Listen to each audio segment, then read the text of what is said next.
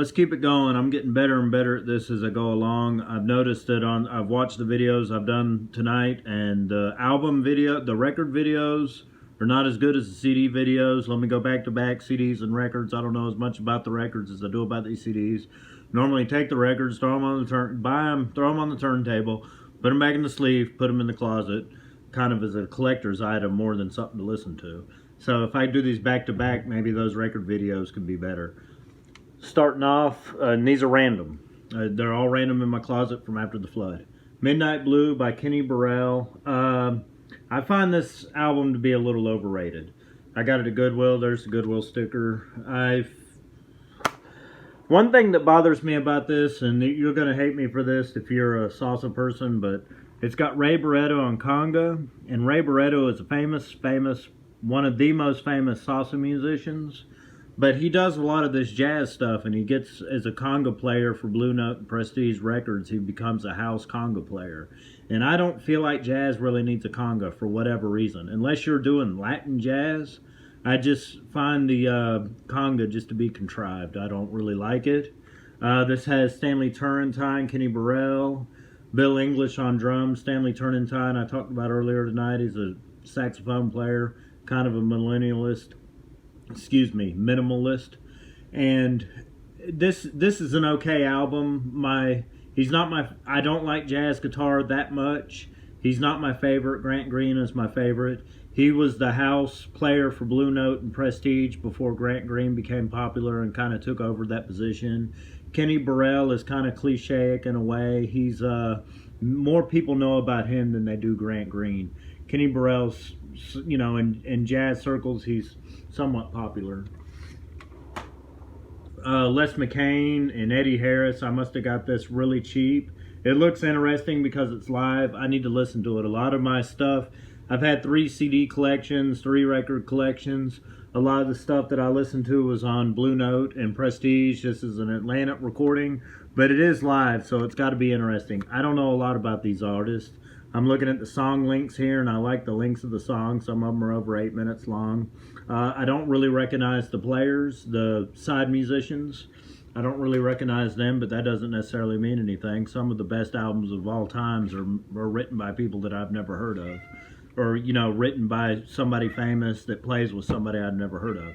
That does tend to happen. Ed Thigpen, Mr. Taste, that album comes to mind. Ed Thigpen's a drummer, and he played with a Swiss or a French guitar player, and that album was absolutely spectacular. And it can definitely be done, don't get me wrong, but as far as anything goes, we kind of stick to what we know, and we kind of stick to the the musicians that we know, and that's just human nature. That's why people like Vanilla Ice or Katy Perry, that's why all those people are so popular. The John Coltrane Quartet, I spoke about this band earlier. It's got McCoy Tyner on piano, Jimmy Garrison on bass, and Elvin Jones on drums. He played with these guys for 5-10 albums maybe, and as he got more and more progressive or whatnot. I don't remember what this sounds like. Goodwill, I bought it. There's the sticker.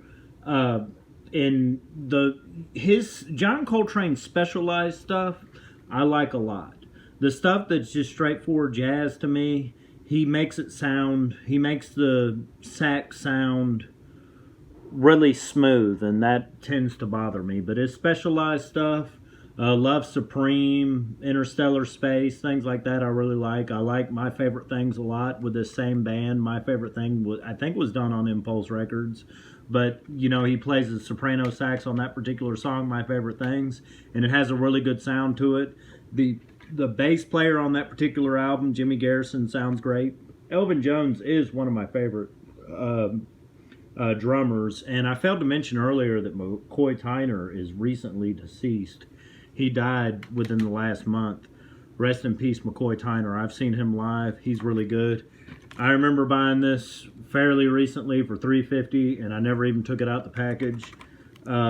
This I bought at Family Dollar. I bought it so I could have something to play with my kids, and it's got 2 discs in it, and it was $3.50. And I bought a kids CD that I listened to with my kid in the car. Wheels on the West go round and round type deal.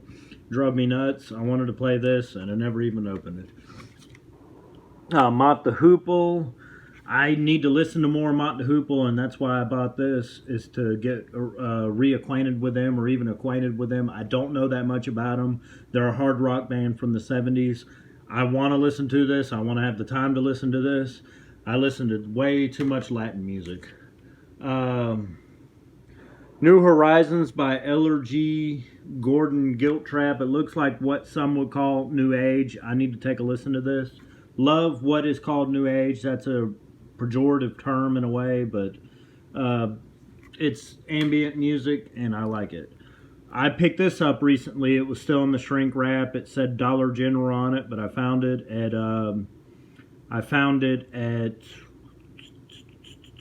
at Goodwill, and it's a Rudy Van Gelder remastered edition. Art Farmer trumpet player. I'm trying to remember who Art Farmer plays with, but anyway, it's got Hank Mobley on it, which is probably my favorite tenor sax player. Probably like him more than John Coltrane.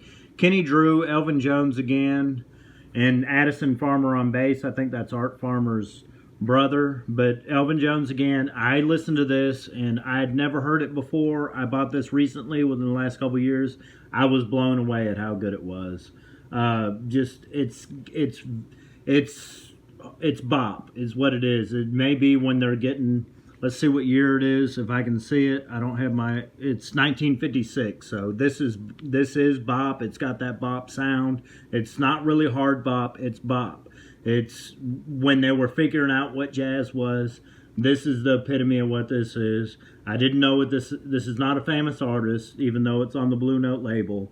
And it was originally Prestige.